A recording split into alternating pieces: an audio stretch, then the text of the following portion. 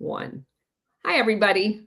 I'm Colonel Roxanne Towner Watkins. I'm here with Lieutenant Colonel Larry Brock, and I saw his name come across on X, and I began looking at his profile and realized we probably had a whole lot in common.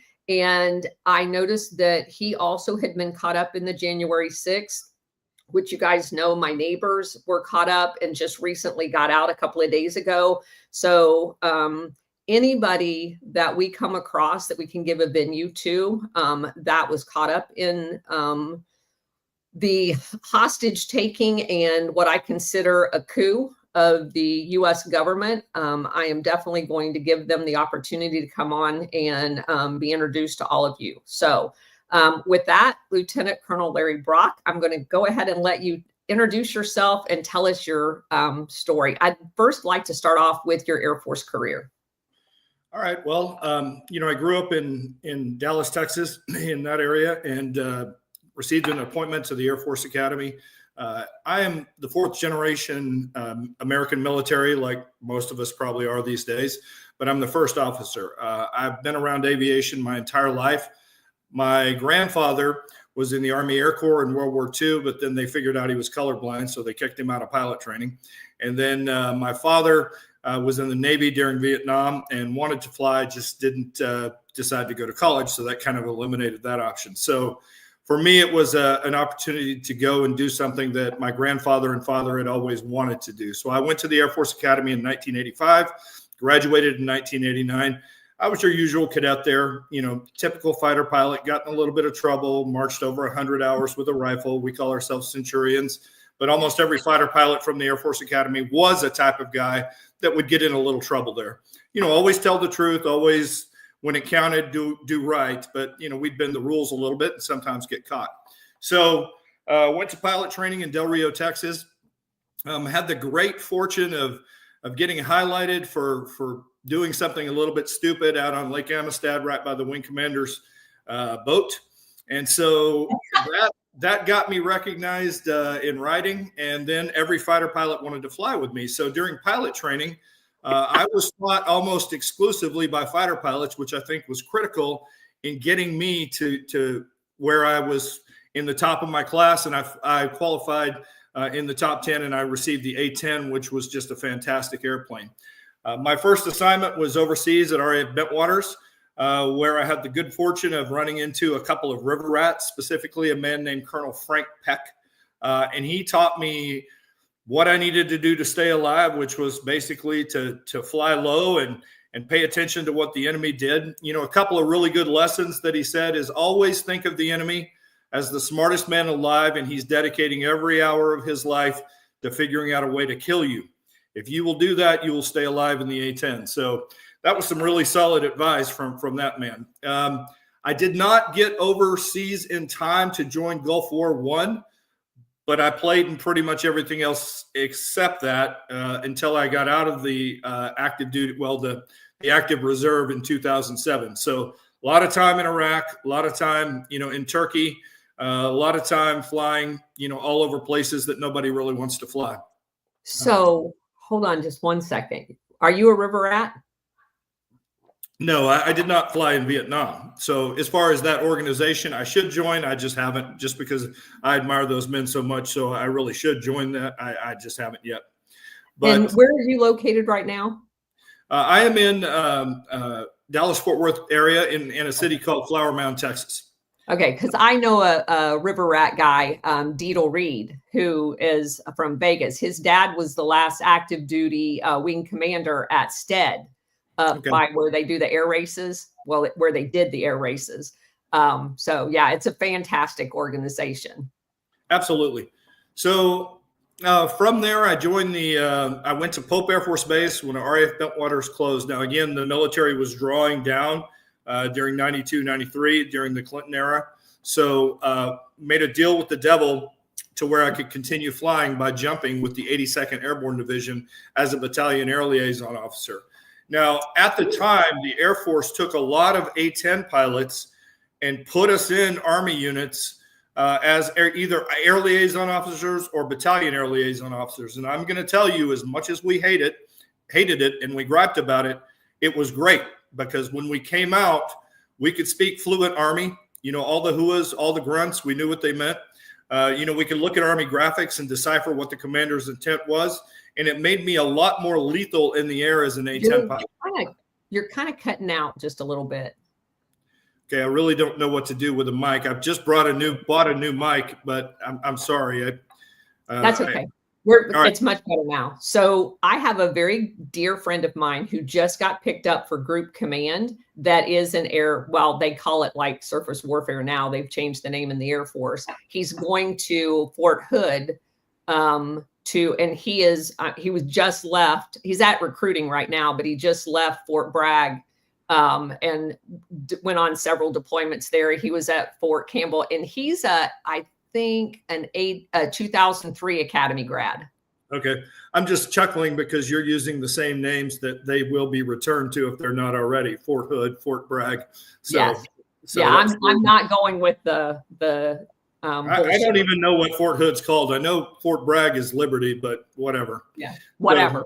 So, exactly. It's not going to be called that anymore. So then after Pope Air Force Base, I went to Davis-Monthan as an instructor pilot, teaching young kids how to fly the A-10. So that was a great time. And then after that, I joined the Air Force Reserve, left the active duty, and became a pilot for American Airlines. Really hated. Were you at DM at the time? Did you stay at DM as a reservist? No, I went to New Orleans as a reservist from 1998 through 2007, and I love that unit. It was a really great group of guys. We had really bad leadership for a while, but then that got fixed. We had the squadron turned around. It was on a massive upward vector, and of course, then Katrina hit, and we got bracked. So that's nature. So what's the guy's name? Is it Weaver? Johnny Weaver? I don't know him. Okay. I was I got assigned as an active duty personnelist to the RE staff at the Pentagon. So General Bradley was my boss. Okay. So do you know him? I know the name, but I, of course, don't know him. General Bradley was the chief of the Air Force Reserve. He was an A-10 guy at Richards Gabar. And so every A-10 guy, General McIntosh, General Bradley, all of he ended up, he was 10th Air Force Commander in when did I leave? I left the Pentagon in 99. So he had already in 2000 moved over to 10th. And then he got picked up to be the chief of the Air Force Reserve. And so I met all of the New Orleans guys. I was down there at least 3 times, TDY. The New Orleans A-10 unit was probably my favorite of all of them.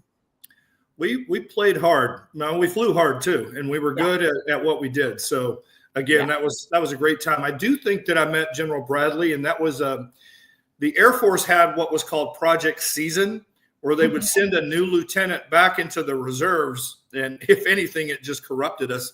We're like, we want to be these guys instead of on active duty. But it was a great time. And I believe General Bradley at the time was Lieutenant Colonel Bradley, either the commander of the 303rd or he was in an ops group or a wing position, moving up the chain. Yeah. I think he was the ops group commander back there. Yeah. Well, that was a long time ago, 93, back when dinosaurs. That was a long time ago. Yes.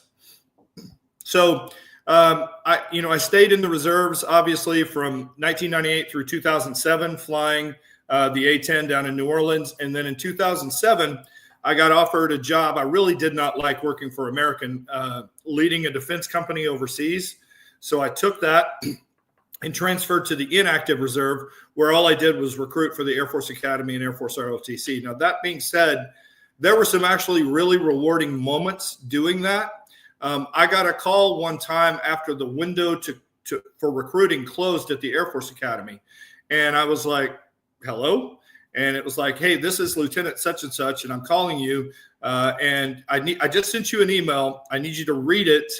And then I know the answer is no, but I want you to tell me how you're going to turn it into a yes. So it was a senior airman that they had nominated him for the Air Force Cross.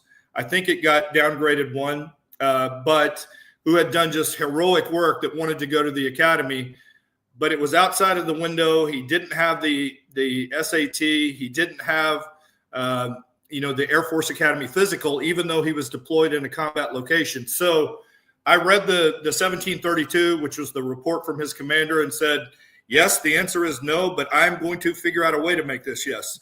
So then I called the Air Force Academy when they woke up later that afternoon for me, morning for them, said, hey, I emailed you something. I know the answer is no, but once you read it, I'm pretty sure you're going to want it to be yes. And the exact same thing happened. It's kind of proof that the chain of command does actually work at times if you use it, because we got up to a colonel and the colonel's like, yes, the answer is yes, but we've still got to have these squares filled. So it's how do we get this kid out of the field into Kandahar so he can take an Air Force Academy physical fitness test and to take the SAT at Kandahar, which we managed to make happen.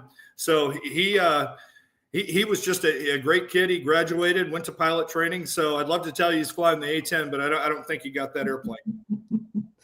That is an amazing story. Yeah, my best friend, Malia Spranger, who graduated in 87 from the academy, she and her husband, Kurt Spranger, who also graduated in 87 from the academy, lived here in Tampa, and they were ALOs for a long time, both while they were on active duty at SOCOM and CENTCOM, but then after they retired, they continued to do that for up until, I guess, just recently, they've changed the entire program, and they got out of doing it. But all three of their sons went to the academy as well. Well, it is actually becoming hereditary, which is not something we really want. We do want to continue to broaden our reach out as long as the standard is maintained. So, I get it. It's kind of interesting. I look back on my Air Force career with a great sense of joy, because I believe I was honestly flying the best airplane in the Air Force for the mission and the wars that were raging at the time. There is nothing better as an A-10 pilot than, hey, we need help. You come up on scene, you roll in, you dispatch the enemy, you save the good guys, and then you fly back home. I mean, it just doesn't get anything better than that. I'm often asked, what's the one thing that I value the most, or the one decoration that I value the most? And it's not. It's an email that I received from a man that said, because you were there, I get to go home to my wife and daughter. I treasure that email. Nothing is as important to me as that. And so it's just a really great thing to have been an A-10 pilot during this time frame. So my whole career, I was, and obviously you don't know that much about me, but I spent 8 years as an aircraft maintenance troop before I got my commission. So okay. I did not ever work on the A-10. I worked on T-38s and KC-135s, but from the very beginning, A-10 was my favorite. I had an oil painting done of an A-10 that hangs out in my other room, but it was my favorite aircraft until I got a ride in this one. I got an F-16 ride for a job that I did. And, I kind of had to. Well, I get it. It's a pretty airplane. I'll give it that. Now, we make fun of F-16 pilots all the time, but it is a great multi-role fighter. We're not, we called them the jack of all trades, master of none. And we were the master of one trade, which was close air support. And the mission of the A-10s, obviously I was at the Pentagon when the Air Force tried 3 different times to get rid of them because they weren't fast, they weren't sexy, but they were they're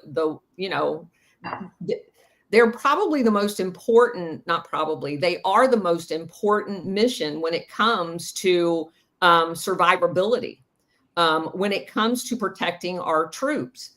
The whole strategic, dropping bombs and stuff like that's all very important for maintaining air superiority. But when it comes to actually protecting, like force protection of the ground pounders and our troops, the Air Force troops that are combat support, nothing beats the A-10.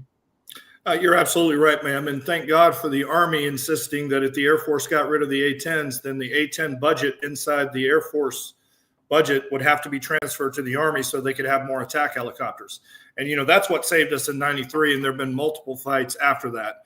But, I believe that the soldiers on the ground that we've saved, have turned into the lieutenants, the majors, the colonels, and now the generals, and they're not going to let the Air Force do away with that airplane. So I was there from 90. I got there in 95 and I left in 99. There were the last two efforts to get rid of the A-10 happened around it while I was at the Pentagon. You mentioned one of them. There were actually three.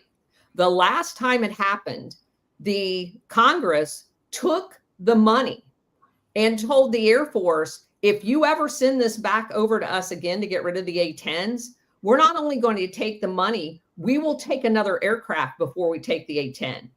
So they gave us the authorization back that had been written out of the Air Force's budget of the A-10. They gave us the authorization without the appropriation and told the Air Force, now you go find the money because you're not getting rid of those airplanes. That was the last time the Air Force ever submitted a budget without the A-10s in it. Like I said, sometimes the Air Force is a little bit stubborn about trying to do things. So, yeah. Okay. So now we're up to your job were you overseas when you were doing that job? I was. A small consulting company that was working underneath General Dynamics for the Royal Saudi Air Force, assisting them in their command and control. I will tell you right now that I cooperated with my fellow Air Force attaché. And so there were things that I knew that I made sure the U.S. Air Force knew. The only cost to the U.S. military was an occasional 1.75 of Jim Beam Black, so it was pretty cheap. And were you in Saudi at the time?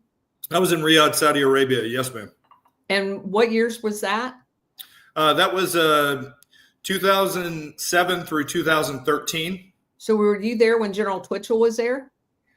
I wasn't under the military, so probably, but I didn't pay attention to anything really that was going on because I was ostensibly just in the inactive reserve reporting through Germany. So Major General Twitchell was the You Submit 'em commander for 3 years during that period of time while you were there. He's the one that got me the ride in the F-16. Well, then I'm sure I probably heard about him, but I generally stayed away from that base because I didn't want the Saudis to think I was spying on them, which I was. That's a good move. Yep. They don't take kindly to that. No, they really don't. It would have been very bad for me had they really known what I was up to. But I mean, they're not real bright. There was one time I was in a meeting and this guy said, yeah, the command and control frequencies for our UAVs is such and such. And I went, could you repeat that? And he did. And I just jotted it down. I'm like, baseball. Thank you very much. Go back to my office, call the Air Force guy and say, yeah, I need to come have lunch with you. And that was about that. So cool. All right. So now we're up to what time period? Well, about 2013. You can only take being in the Middle East for so long. And so I came back and tried to start a helicopter services company with some money that I'd saved up over there. And was involved in private equity, trying to get venture capital to support me. And do you remember when oil went from $100 a barrel to $33 a barrel? Yeah. Yeah. Bad timing, but you pay your money, you take your chances in life. So it did not succeed. So I got a job with Rockwell Collins. And I was at first selling electronic warfare equipment, which I knew very little about that arena, but I do know how to lead men. And then they transferred me to ground fire. So that was perfect, because I could obviously talk that all day long. Absolutely. And then I got recruited by a headhunter away from them to work for CAE, selling business jet simulator time. So I did that. And then I got the itch to fly again. And so I went to work for L3 overseas. So I was a civilian working for L3, flying a U.S. Air Force aircraft with a military guy on board, as well as 2 other L3 employees. So we were doing reconnaissance work for the U.S. Air Force overseas. And so I did that from 2017 through 2020. I was at Al Asad Air Base when the Iranians sent theater ballistic missiles down on the base. There were 12 strikes in our area. And I will tell you that there are absolutely 0 atheists in our group inside that bunker, because you'd hear incoming, Our Father who art in heaven, hallowed be thy name. So yeah, I mean, it was kind of eerie for me because I will tell you, as an A-10 pilot, I had been shot at before in Afghanistan, but you don't really either notice it when you're during the daytime or you're concentrating on putting iron on target. So you just kind of ignore it. And then you go back and kill whatever's shooting at you. But as a guy just sitting on the ground waiting for a theater ballistic missile to hit, I'd done everything I could. I was inside a bunker. I had body armor and a helmet on. But if that missile hit, it's just your day. So I was very thankful to make it through that night, and I was very happy. Yeah, that's got to be a completely different feeling from being above watching and being the firepower to being on the other end of that. Absolutely. So then I went to work for a company called Hillwood Airways, and I was a 737 captain, and we were flying missions for the State Department all around the world moving goods. So I did that for until the fateful day of January the 6th, 2021. And then I resigned from that company under duress and in order to protect Hillwood Airways on the 9th of January of 2021. They were going to fire me given the maelstrom and the disinformation about the January 6th event that was coming out of the media at that time.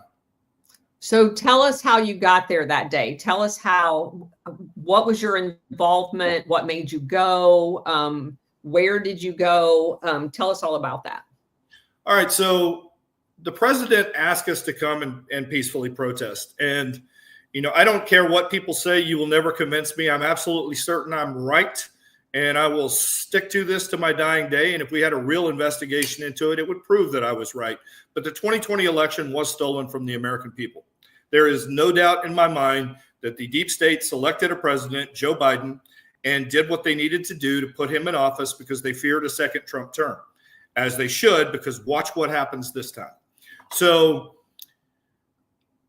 I didn't go there half-cocked. I read through Attorney General Ken Paxton's state of Texas, case that went to the Supreme Court, and John Roberts, to his everlasting shame, decided not to hear it. I had listened to witness testimony in front of the Pennsylvania legislature as well as the Michigan legislature. I had looked at mathematicians saying it was statistically impossible. I had read affidavits from witnesses saying that they had brought in mail trucks full of ballots. All these things that the left say didn't happen that we know now happened. So, and just, looking at it, if you were to go through, which I did, from 1960 until now, this last election, the biggest delta in gap or in increase in votes was only 13 million, and that was from 1988 to 1992. Well, in the Biden election, it was 23 million more people voted than in 2016. That's just not going to happen. Correct. All right. So again, we know it was stolen. So I was convinced that that's what had happened. So I went and listened to the president. Now, what I thought was going to happen is Vice President Pence was going to send the vote back to the states, which he was allowed to do at the time. And you'll hear a lot of media people saying, oh, he wasn't allowed to do that. Well, if he wasn't, then why'd you change the law to make it to where he couldn't do it now? Correct. So we know he could do it. Correct. But he chose not to do that. And I'd really, really like to know why. I would like to see him called in front of Congress to testify to that. But I don't think, honestly, we'd ever get the truth out of Vice President Pence on that one. All right. Failing that, I knew President Trump could also declare those states to be in a state of insurrection. The Constitution is very clear that the state legislatures have the authority, sole authority, not the Secretary of State in those states, to alter the voting process.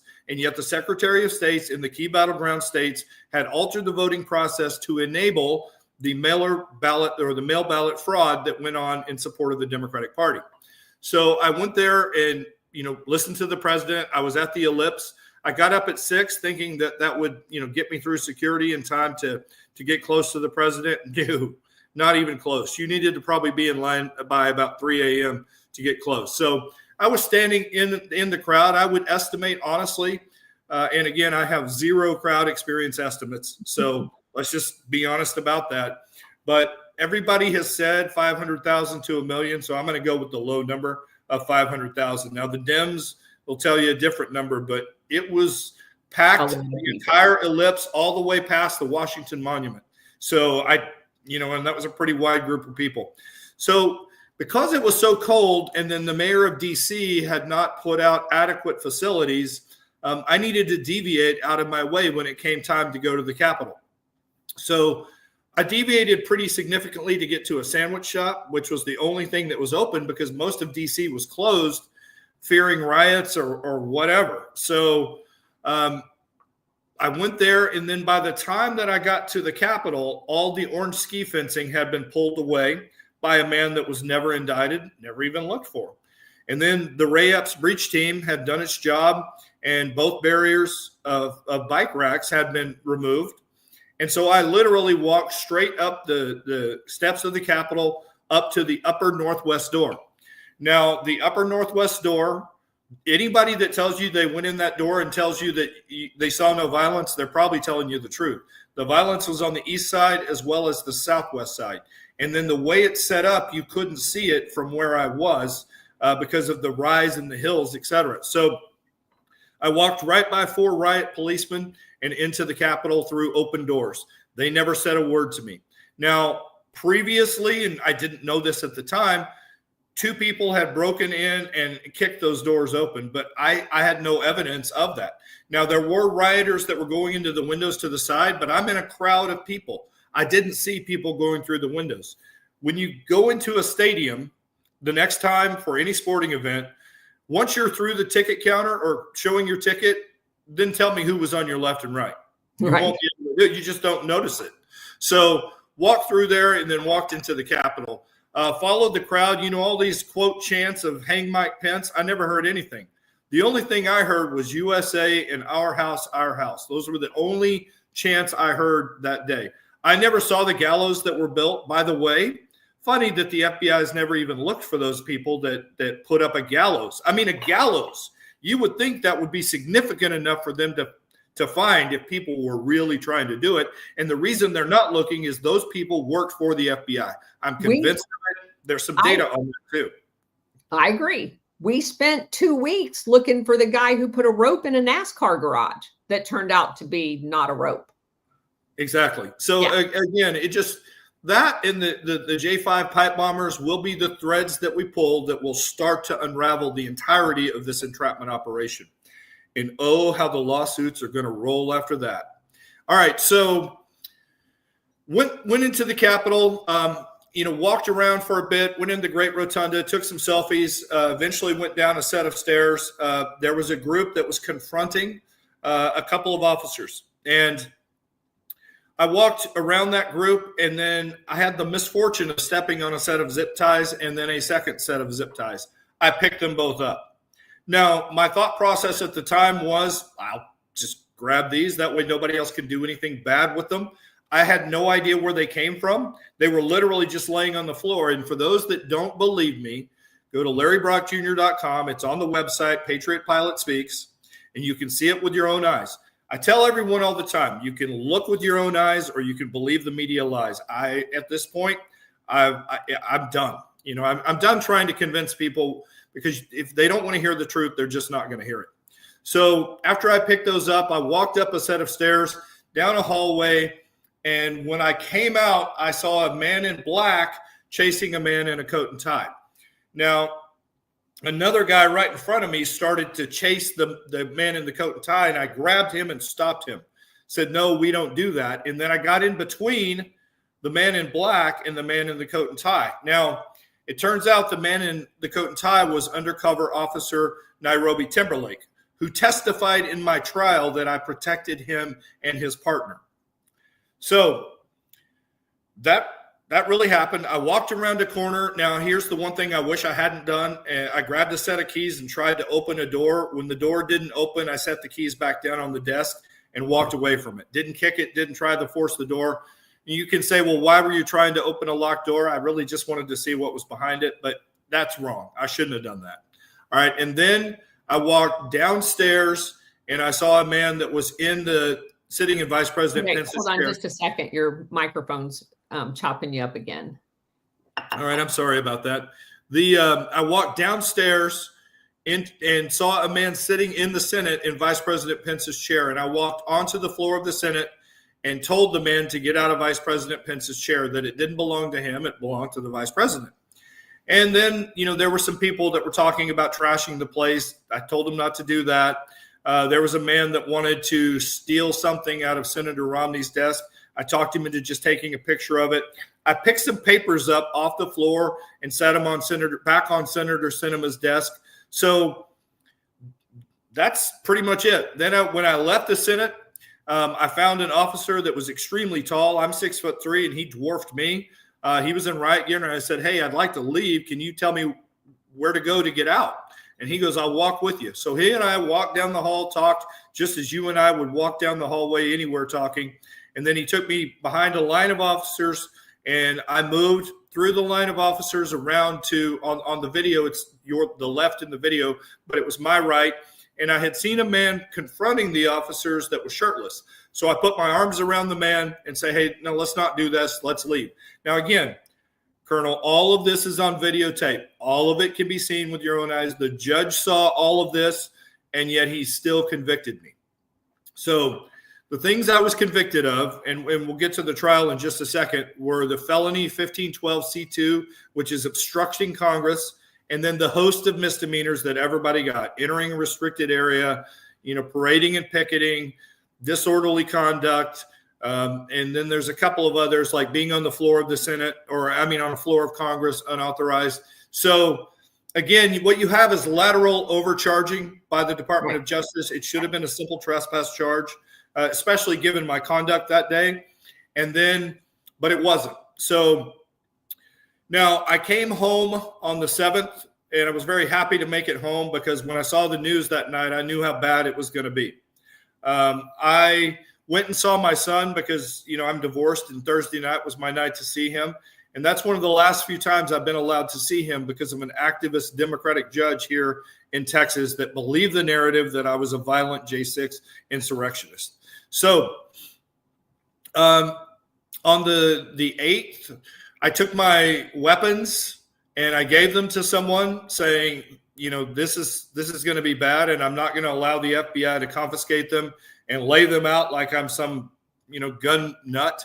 And I'm your usual Texan. I have less than 10 weapons and a host of ammunition, but that's just basic. I'm going to call it good ownership and being a Texan here. So I'm glad I did that, because, that way I didn't have to fight with the FBI to get my weapons back. So on that February, they came into my apartment. Now, I had started receiving death threats on Thursday night. So I left my apartment and went over to my father's house, because I lived in a first floor apartment, and I didn't want to take any chances. And my father lived inside a gated community. So hold on. Right before your house is raided, you get death threats? Yeah, I started getting death threats from the American left on Thursday night. They had identified me somehow, and Ronan Farrow of the New Yorker put out, an article where I got called a white supremacist and a whole bunch of other things. Now, it's a funny story now. It wasn't funny at the time. A woman that I had previously dated came over to be with me. She's like, you need somebody to stay with you. She happened to be from Nigeria. So she is literally on my couch reading the article in the New Yorker. She looks up at me and says, "I didn't know you were a white supremacist." I said, I didn't know that either. So again, that's what the media did, is they tarred all of us as racists. Now, you and I know from being in the military, I believe honestly that we are in a post-racial America. I will judge you solely by the content of your character, not the color of your skin. And I'm tired of the left trying to pull us back into that swamp that we've all grown out of, or at least hopefully we have. When I hear somebody being a racist, I tell them you're an idiot, because honestly, that's the way I look at it. All right, so the FBI came and took my computers. They have my desktop Mac that I have. They have an AirBook. They have a cell phone. They have a Kindle that I had. They have my ski jacket and my hiking boots, and I want it all back. So if you're an FBI agent watching this, I'm going to file felony theft charges on you in about 3 days if you don't call me to give me my stuff back. In the state of Texas, that way you face a real jury. All right, now I got a call from the FBI on Sunday the 10th. Now, They told me initially that they just wanted to talk to me, and that made me happy because I was thinking, I didn't really do anything other than walk in the building, so I might be facing a trespassing charge, but they just want to talk. That's great. Well, as usual with this FBI, it was all a bunch of lies. So I was taking my friend back, and my attorney called me and said, hey, they just issued a warrant for your arrest. So we had already made arrangements to meet with them at Grapevine City Hall. Grapevine was the town I lived in at the time, which happened to have a jail, which is why they specified that location. And I turned myself in an hour early. Now, why did I do that? Because I knew the FBI would try and make a show arrest, and which is what they did, because at 4:30, the media was there. Yes. How do you do that? Because you'd been arrested at 3:30, which is a legitimate question. My nieces came to pick up my car. So again, the FBI is nothing but a propaganda tool for the Democratic Party, and you will not convince me of other. Now, maybe Kash Patel can restore the organization, but honestly, I would just prefer it be completely disbanded, other than its databases be available for local police. So I spent the night in jail in Grapevine, and the next day I was arraigned in front of a U.S. magistrate. It's a very humbling experience to hear those words, the United States of America versus Larry Brock. It's actually quite disgusting now that we're in hindsight. So at the time, they had only charged me with misdemeanors, and then I was sent to Parker County Jail, where I was kept in isolation for 4 days. Only allowed out once, and I believe that was solely to give me the opportunity to kill myself, because there was a 13-gallon trash bag in a gym with no trash cans and nothing else in there except that. So I declined that opportunity because I'm not selfish and I love my parents and my children. So went, and on the 14th, the U.S. attorney spun a web of lies. His name is Jay Weimer. And then the FBI agent John Moore, lied on the stand, saying that I had brought the flex cuffs to the Capitol. Now, they had already seen that video by then. How do I know that? Because they took stills from the video that they provided to us. And I was only walking up that staircase one time. And so they knew from that video to go back to where they could have seen that I picked them up. But the narrative they wanted to spin was that we were there to kidnap legislators and we were there to kidnap Vice President Pence. So again, you have the media, the deep state and its media symbiote spreading their web of lies out, and I got caught in it. So, however, the judge, based off my service record and the fact that I only had misdemeanors, rather than keeping me in jail, which is what the terrorist Department of Justice wanted, let me go home and be on house arrest. Now, that's not a great bargain. I mean, for the next 7 months, I was on strict house arrest. Could only go someplace to work, which I had to learn a new job while I was on house arrest, and then get permission to go out and start learning it some more, which I did. And then, so religious services or work was really the only time that I was allowed out, or medical care. So I eventually faced trial. Went to trial in D.C. in November of 22. Where was the judge at that gave you house arrest? In Texas. That was a magistrate in Texas. So if I faced a judge in D.C., I would have been thrown in the gulag. There's no question. Yeah. And again, that is a reflection on how poor the D.C. judges are, how committed they are to the narrative. And honestly, they need to be investigated and brought up on criminal charges, 18 U.S.C. 241, 242. And I believe they actually fit the statute for domestic terrorism, 2331.5. So beside the point. So I go to trial, and the only thing of note in the trial, there's a couple of things, was that they actually entered a phrase from the Declaration of Independence into evidence against me. So in Washington, D.C., in front of the Great Seal of the United States, an American judge is entering into evidence against an American military officer, him quoting the Declaration of Independence. My lawyer looked at me and said, "Can you believe this?" And I'm like, "No." And of course, it's, whenever any form of government becomes destructive to those ends, it is their right, it is their duty to alter or abolish it. So again, something that is a founding document of the United States. So the other thing of note is my attorney asked him, well, what did Colonel Brock do that was disorderly? He obeyed the police every time we saw him. And that's where the raindrop theory that was unique to the J6 case got adopted. They said, because I was a part of a crowd where rioters had been disorderly, I was therefore guilty.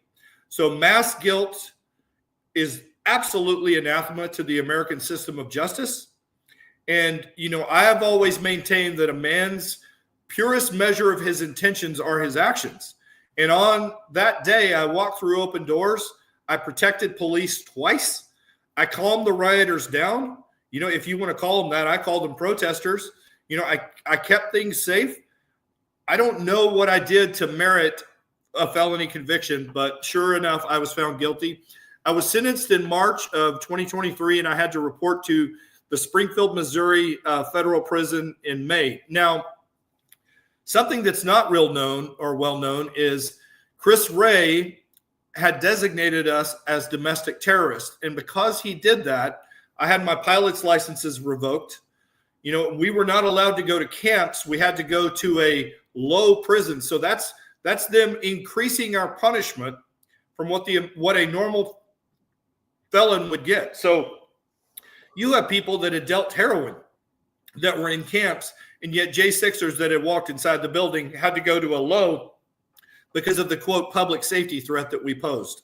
So I will tell you that my time in the prison was pretty unnotable, with a few exceptions. You know, I got lucky in that I was in prison in a red state. The guards were MAGA guards. My website had out there all my actions, and pretty much all of them watched it at one point or another and told me, you shouldn't be in here. But I did have 5 people inside that prison that had it in for me. Now, Pam Hemphill, J6 Granny, who's recently, again, got her second 15 minutes of fame for turning down President Trump's pardon, in June of 23, turned on President Trump and got herself on CNN and said, you know, he motivated us to do this, and it was an insurrection and all this other nonsense. And so as the senior ranking officer, I felt it was my job to put out some guidance. Now, a lot of people take exception to this, and I appreciate and understand that. But I'm telling you, I view myself as a political prisoner of an illegitimate and criminal government. And 100%. so I view myself as being bound by the code of conduct under these circumstances. I fully respect my fellow military officers and enlisted personnel's difference of opinion on that. But I'm sorry, I'm going to err on the side of caution. And I'm telling you, I was a political prisoner. So I sent out guidance. I mean, you and I both know the 4th article of the code of conduct. If I am senior, I will take command. The 5th article, I will make no oral or written statements disloyal to my country and its allies. So again, those are things that should guide a military officer even in prison. So I put out guidance that went throughout the J6 network into the other prisons that said, hey, honor the rules of the gulag that you've been unjustly imprisoned in. Take your time to get an education if you can. Do not make any oral or written statements disloyal to President Trump or to the United States, and have faith that the American people will deliver you from this unjust incarceration. For that, an activist guard by the name of Ray Getman threw me in the hole for 127 days. So I was in isolation for 127 days. I promise, ma'am. Under what? Because they said I was trying to start a prison gang by saying that we were all part of the 5th Allied PPOW wing, Political Prisoner of War wing. And because I had issued guidance to these people, I was communicating with other prisoners. So that's specifically forbidden. Now, again, he's making a mountain out of a molehill, and they kept me far beyond normal disciplinary means. Why? Probably because they were told to do it by DC. Now, I can't prove that he was lying yet, but if I was to be given a badge, I would certainly be able to dig and look, and I'm pretty sure I'd be able to find it. So it was him and his co-conspirators, and that's Alicia Diorio, Officer Tim Conifer, and then the captain, Justin Leonowitz. So those people I want to specifically look at and see what their emails said and what they were told to do by Washington, D.C. They tried to transfer me to a prison where actual Al-Qaeda members are held, including – I'm not making this up, ma'am. Are you – whoa, wait a minute. Are you fucking kidding me? An A-10 pilot who's dropped bombs on Al-Qaeda, and they want to put you in the same fucking prison with them?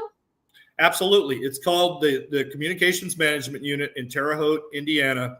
They tried to transfer me there twice and were denied. Oh my God, those bastards. Absolutely. All right. So they were eventually, I got out after 127 days. And I will tell you that my uncle wrote a letter to BOP, Bureau of Prisons Director Colette Peters, that basically said this is tantamount to a death sentence for just the reasons you noted. If you put a decorated military officer that had fought and killed Al-Qaeda amongst Al-Qaeda, what do you think is going to happen? What So the fuck? it gets even better. So in February, a law came into effect that said if you had 0 prior offenses, which I didn't, that you were entitled to a sentence reduction. In March, I won an appeal saying that I had been over-sentenced. So my judge acted immediately, right, to let me out? Oh, no. He just kept me in. He just chose to do nothing because he could, which kept me in. So then Fisher was argued in front of the Supreme Court, and everybody knew. Go ahead. You were breaking up again. Go ahead. All right. So Fisher, the 1512 C2 felony that I was convicted of, was argued in front of the Supreme Court. And eventually the Supreme Court narrowed the scope. But that decision did not come out till June. But the judge left me in prison. He chose to do nothing. That way I would suffer. Now, I told you they tried to transfer me to Al-Qaeda, right? So what do you think happened when an Al-Qaeda terrorist named Abid Nasir, you can Google him, came to Springfield? They put him sleeping 6 feet away from me. They kept him there for 5 days until their own guards raised so much hell with them that they moved him away from me. Now, how do you know that? Was he in a separate cell? No, it wasn't a cell. It was a big barracks Bay Area. And he was literally sleeping 6 feet from me. So yeah, it was actually brought an Al-Qaeda terrorist to sleep next to a retired lieutenant colonel. Yes. And the officers that did that are Officer Alicia Diorio in collusion with Captain Justin Leonowitz. And it fits Justin Leonowitz's pattern because if you were to dig into his history, which I did, he was at USP Thompson when that was shut down after inmates were killed. An example, they put a Jewish inmate in with 2 skinheads, and the 2 skinheads beat the Jewish inmate to death. So again, that's his background. He was actually indicted, and then they dropped the indictment or dropped the charges on him. So let's fast forward a little bit. Eventually, I got out on June the 4th, and I put together a 3-minute video and a speech in my service dress, which I am allowed to do because I did not mention any political party, did not mention any presidential candidate by name. I just talked about the degradation of our judicial system and what had happened to me. So I ran what I was going to do through a couple of retired U.S. Air Force colonels who gave me guidance to make sure that I stayed within the guidelines of the military being apolitical. Because even though I'm retired, I didn't want to cross the lines or bring disrepute on my service. So that video went absolutely viral on X. It's pinned to my tweet or to my Twitter profile at Larry Brock Jr. And it has, I think, 1.9 million views just on my site. It's got plenty of others in other places. So I went to a halfway house for a month, and then I was under home arrest for 2 months. Now, here's the really interesting thing. The judge wanted to actually re-sentence me after Fisher was overturned a mere 8 days before I had actually served my entire sentence. And so we made the argument just to wait. And the government wanted to do that because they agreed that my felony conviction should be vacated under the current rules, but they wanted the opportunity to try me again if Kamala Harris won. Which I'm going to be honest with you, I'm really thankful they did, and I'll tell you why here in just a second. So about a week before January 20th, obviously President Trump won the election. I was not allowed to travel anywhere. I was still on probation, but I had served my full 2-year sentence. And so the judge made the decision to vacate the sentence, and I couldn't figure out why he did that. I still can't. So on January the 20th, I received a pardon. Now, I was technically pending resentencing. On the Tuesday after I was pardoned, the DOJ sent a letter to my lawyer saying we would like to dismiss the suit, try me on the 1512 C2 felony Hold on a second. and the misdemeanors. I queried my attorney and said, you blanked out again. you did too. Sorry. I queried my attorney, and he said that they were dismissing everything. So on Thursday, the judge signed off on the dismissal with prejudice. Now, a lot of people don't know this, but until you are finally sentenced, you are not actually convicted. So because they dropped everything with prejudice, all of my charges are gone, as if it never happened. So I was pardoned, but technically I don't require a pardon because all of the charges were dropped. So I've asked my lawyer about that. We're looking into it because it's really kind of a gray area. So their own greed, their attempt to have me, and Greg Rosen of the Capitol Siege Section in the Washington, D.C. Department of Justice U.S. Attorney's Office told my attorney, I want him to go through life as a convicted felon. So his own greed in trying to preserve the felony led to everything being dismissed. Oh my gosh. Holy crap. So I spent 2 years in prison for charges that were ultimately dismissed. And I cannot figure out for the life of me how a judge can find me guilty in a bench trial and then almost 2 years later drop all charges with prejudice. What was the judge's name? Is John D. Bates. Was he just responded to where the wind blows? I truly do not understand it. I honestly think that these judges should face criminal charges. I believe there's conspiracy against rights. Now, again, I believe a special counsel should be brought by Congress, by the House, to look into both January 6th and the corruption inside the Department of Justice in how they prosecuted January 6th cases. Because I believe if we could get access and an investigative team to dig into the emails of these judges, we would find ex parte communications with the Department of Justice, either through them directly or through their clerks. I believe we would also find, collusion from the FBI. There are a whole host of things that the FBI did that are improper, to include lying on the stand in my case. So, I'm really hopeful that we'll do that, but I don't want the House and the Senate doing that. I want them about the American people's business and to move President Trump's agenda forward. But I believe that we have to lance the bubble on the lie that is January 6th. We have to lance this boil, and we have to get to the truth. And the best way to do that is through a special prosecutor. Even though I hate them and they almost amount to nothing always, maybe this time will be different. So a couple things. When I went to Air War College, my area was Vietnam. That was kind of my area of expertise. I don't know if you know how that works, but they sign you.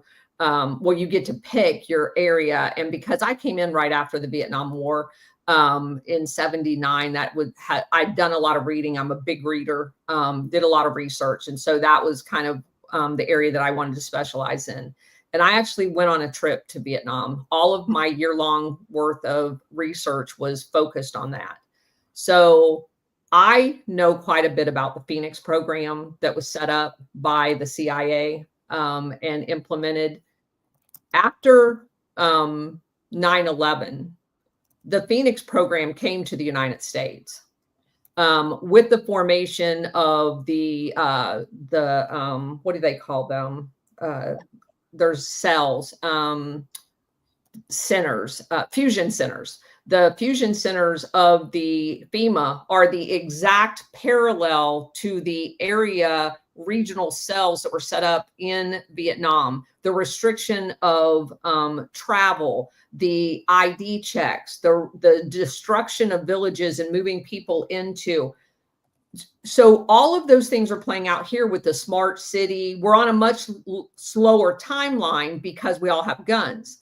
But they are implementing the Phoenix program here. And January 6th, was very much, and we're going to find not only were there the FBI involved, you're going to find the CIA was very much involved, and they actually imported Ukrainians, one of which was stopped in San Francisco on his way out of the country.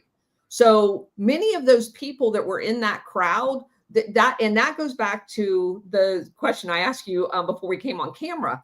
Operation Gladio has these terror cells that the CIA deploys all over the world to instigate shit just like they did on January 6th. And so I believe you're absolutely right. It was a coup that involved the American people as proxies for them to create a disturbance to then use it against President Trump to do the last impeachment, which basically was a soft coup. And it was meant to stain him and not allow him to ever be president again. And that is a coup. I'm sorry. That's what it is. Absolutely. Absolutely. And I think once that comes out, we really need to take action against politicians that did it. You know who I'm referring to, Nancy Pelosi, Mitch McConnell. These people are culpable. Now we know, let me back off of that. They've admitted that there are 26 confidential human sources, which means there's probably 2 or 3 times that. That's just the FBI's confidential human sources. Notice they didn't include the communications or the names. So again, we need to get into all of that, and we need to look those up. You talked about CIA involvement. I will also tell you, I believe there were DOD operatives there as well, because of the military signaling that was involved. Did you know that a signal or a signal flare went off over the Capitol? Did you know that yellow smoke immediately preceded the second breach? I didn't know that until I saw this on the War on Truth, because I wasn't there at the time. And then you can see red smoke pop, which is the battlefield code to egress the area. And you see 4 men in front of Ray-Epps, 4 men behind Ray-Epps, rapidly egressing, the Capitol area as soon as that red smoke popped. This was a military type of organization or plan, either by the CIA, the FBI, or some type of DOD operatives. So we've got to get to the truth of this. There are 3 cameras that are pointed directly at the area where the gallows were erected. Why haven't they ever been released? They let those gallows be built inside the fencing with Capitol policemen there, and it was never once mentioned over the radios. Why? And then theoretically, this pipe bomb was within 20 feet of the vice president-elect, and yet a Secret Service dog didn't alert? No. This was definitely a setup. We definitely have to dig into the truth. 100%. The most dumbfounding thing I've heard, and again, my neighbors right across the lake here, 3 of their kids were January 6th. So I've been following this fairly closely the entire time. She's been a childhood friend of mine forever. I have never heard anyone with your story. The fact that they put an Al-Qaeda terrorist next to you is the single most disturbing thing that I have ever heard. I completely agree. I mean, I went and complained immediately, but there's only so much you can do. I mean, nobody else could believe it either. The other prisoners were joking with me. Did you sleep with one eye open and your flashlight or your reading light shining on him? Yeah, kind of. What else am I supposed to? I would not have closed my eyes. Well, I didn't pretty much, for those few days, but that's all I could do. Is go and complain. And like I said, their own guards made them move him. But again, the mere fact that he was there, and again, the officers that we need to talk to, we need adequate or real law enforcement to go in that prison and pull these people aside and dig into them. It's Captain Justin Leonowitz, Officer Alicia Diorio. I know exactly who we need to go and talk to, and it's there. I guarantee you those communications are there. We just have to dig into them and find them. And I actually believe that their own people will rat them out as soon as we start actually putting federal pressure on them, which I intend to do. There's, it's only been since Thursday that all of these charges were dropped. So, I mean, the things on my to-do list are huge. You know, I need to talk to the Texas Attorney General and see if I can levy state charges against these people for depriving me of civil rights. I have interviews with defamation lawyers that are coming up. You know, there's a lot of things that I need to talk about in terms of how CNN, the New York Times, and the Washington Post covered me, as well as local news stations. I was debanked by both Charles Schwab and First Convenience Bank. And so Charles Schwab debanked me before I was ever guilty of anything. So I intend to sue them as well. You know, I want my licenses back. You know, now that, is it Kirsty Noem is DHS secretary, or Christy Noem? I always get this backwards. I think it's Kirsty.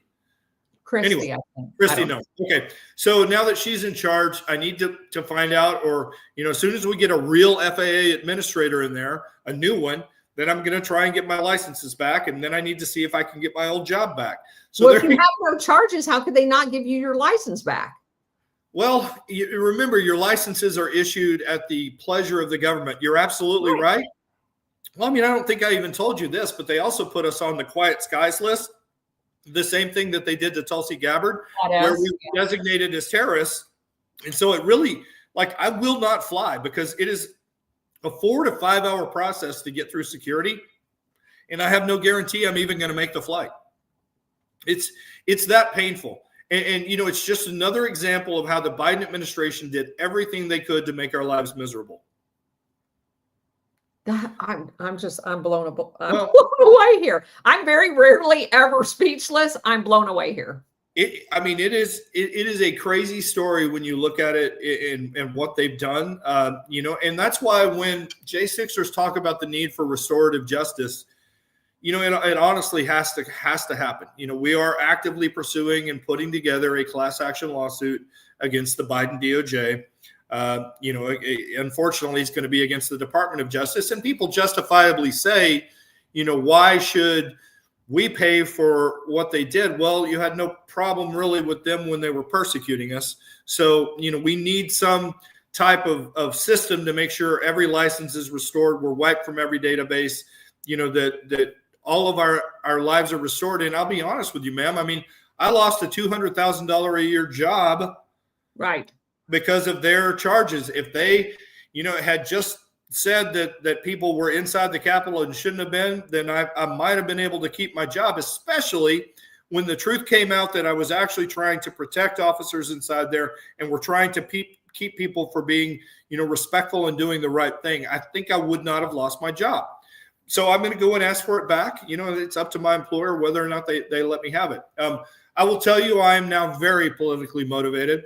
I know you've been in my space. I host a space on X from 11 to 12 every day where I talk politics. And specifically, I try and get rid of disinformation and misinformation from the left.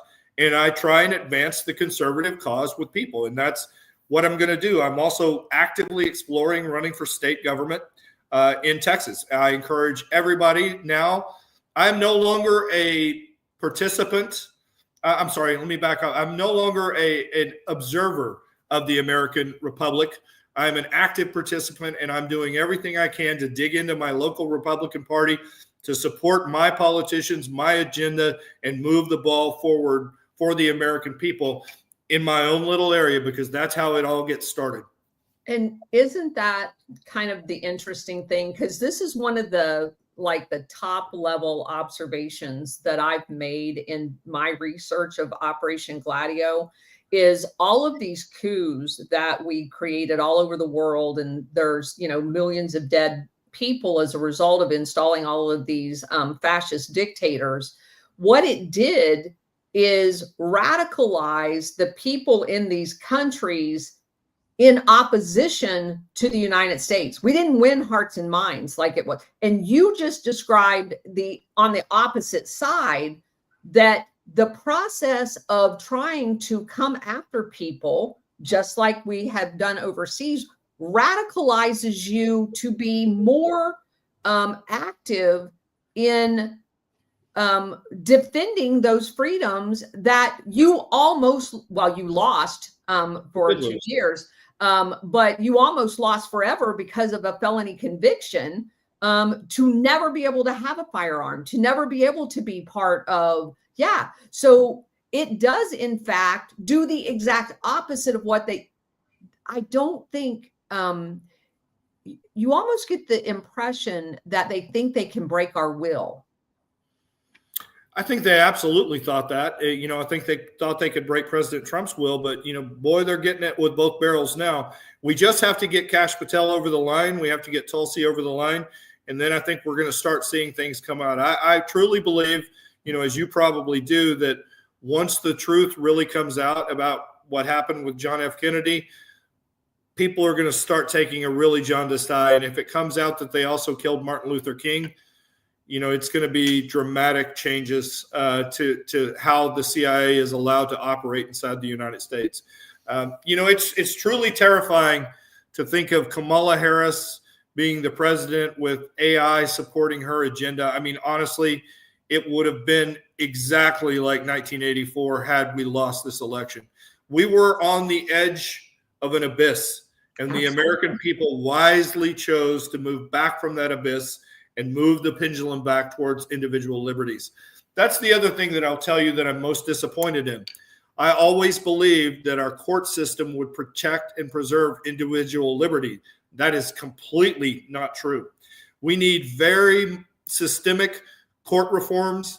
We need to monitor our judges. We need to be able to do something about judges that are unwilling to protect individual liberties. We cannot have Congress being bogged down with impeaching all 19 of these justices. There has to be some other system to do it. But again, that's what the Constitution requires to get rid of these people. But, they all merit it based off of their lack of, I'm going to call it attention to detail for lack of a better term, but they just did not preserve individual liberties. They let the government trample our First, Fourth, Fifth, and Sixth Amendment rights and just so it was honestly disgusting. You're being way too nice. Those judges were political activists. They were not acting as a judge. As a matter of fact, I would go one further. I think having the DC courts is unconstitutional.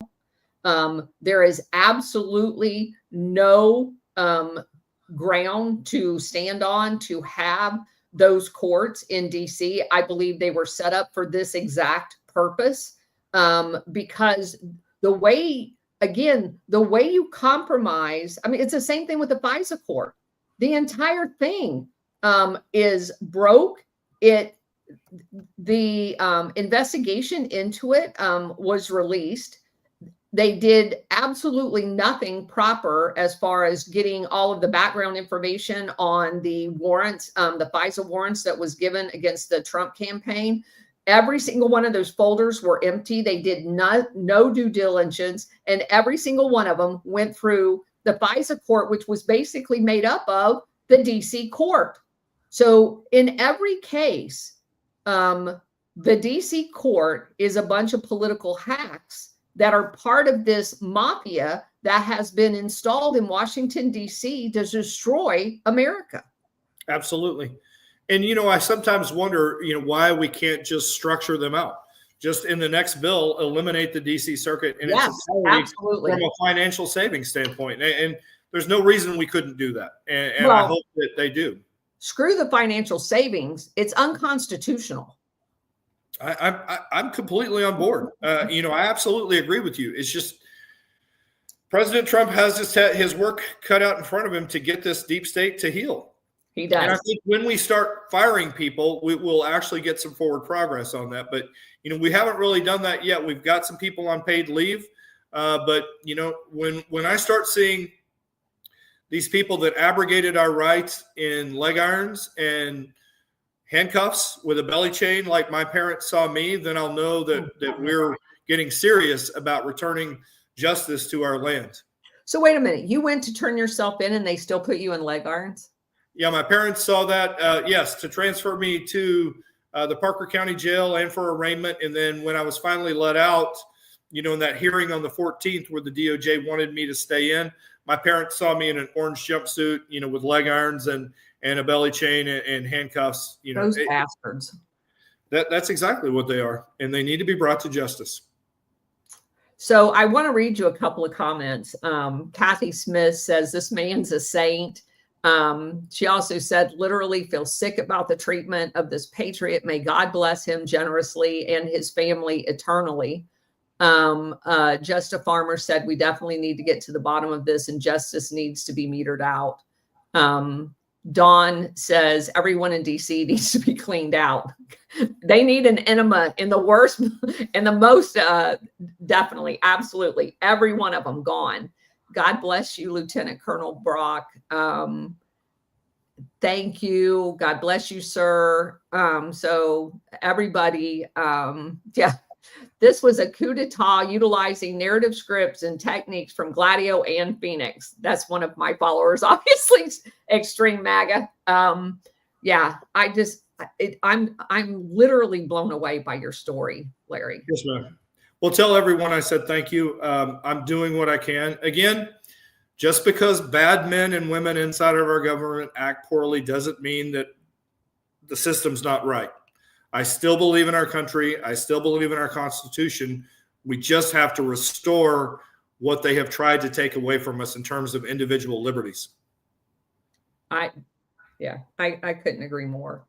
I would love to have you back. I want to talk to you. I have had this. Let me figure out the way to say this.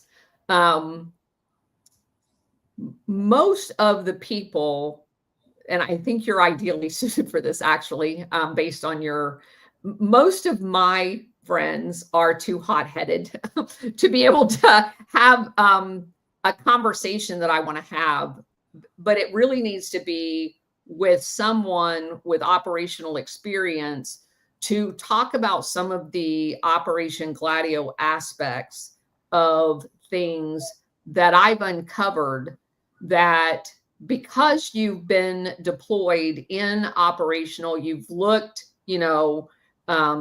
dead on at some of the seriousness of these operations.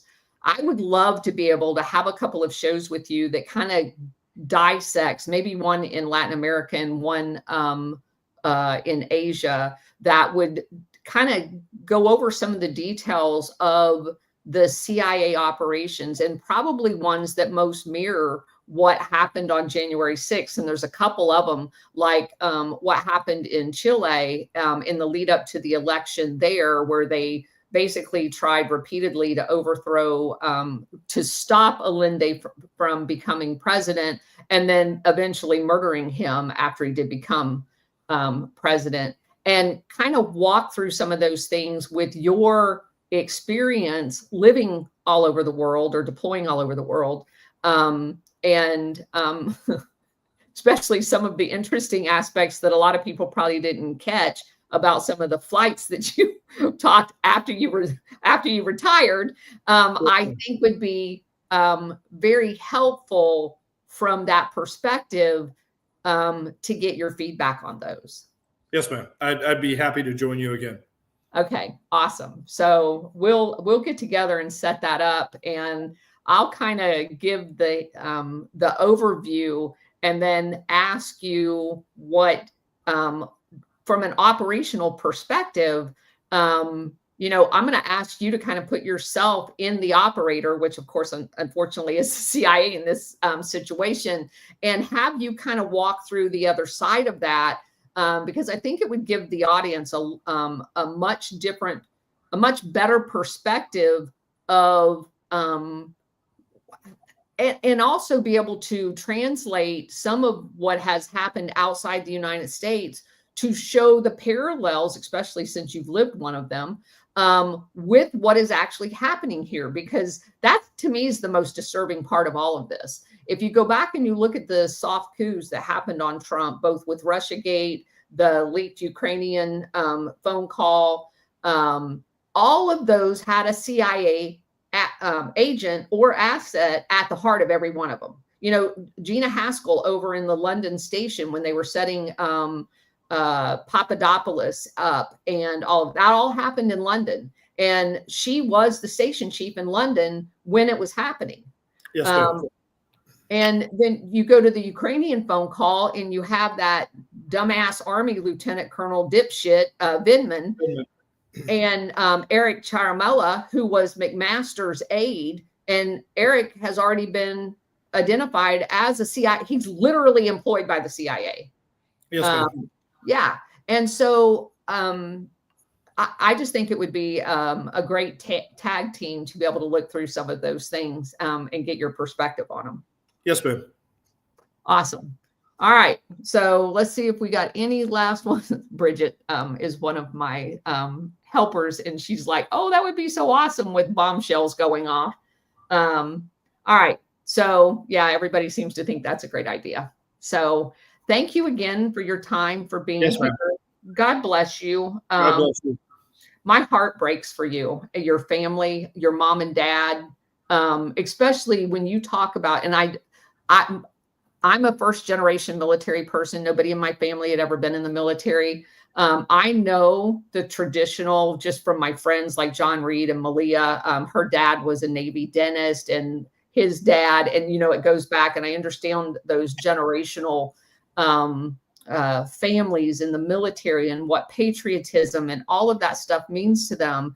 And it had to break your parents' heart to know what they obviously raised an amazing patriot, and to see the country that they served, that their parents had served, that they then passed on to their son, and have that same country treat their son that way had to be devastating for them.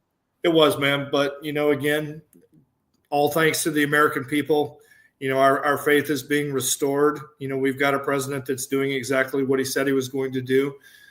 And again, I caution everyone, bad people did this. The system's good. Our country's better than anything else in the world. It's still worth fighting for. Absolutely. Yes, it was very tough for them, but, they love this country, same as me. So, I'm there. Again, we're walking on cloud 9 right now, because as of last Thursday, I'm not convicted of anything. So how could we be unhappy? God bless you. Yes. Yeah. Okay. So we're going to go ahead and sign off here. Thank you guys all for being here and listening. Please go follow Larry on X. Are you on True Social as well, Larry? I am, ma'am, but I don't do much with that, but I'm about to start. So okay. Yes, X is my primary source. And what's your handle on True Social? True Social is the same as on X, at Larry Brock Jr. Okay. So yeah, everybody go follow him. And you said, how often do you do your 11? I know I've caught a couple of them, but I didn't realize you did them every day. So 11 to 12? 11 to 12 Central Standard Time. So high noon Eastern Standard Time, Monday through Friday for 1 hour. Monday through Friday. Okay. So all of you guys that catch me at 4 o'clock Monday through Friday, you need to catch Larry 11 Central Time, 12 Eastern Time, Monday through Friday for an hour. Yes, ma'am. Yeah. Awesome. So make sure you guys add that to your schedule. And again, thank you so much for being here. I really appreciate it. Yes, ma'am. You have a wonderful night. You too. Bye-bye. Bye.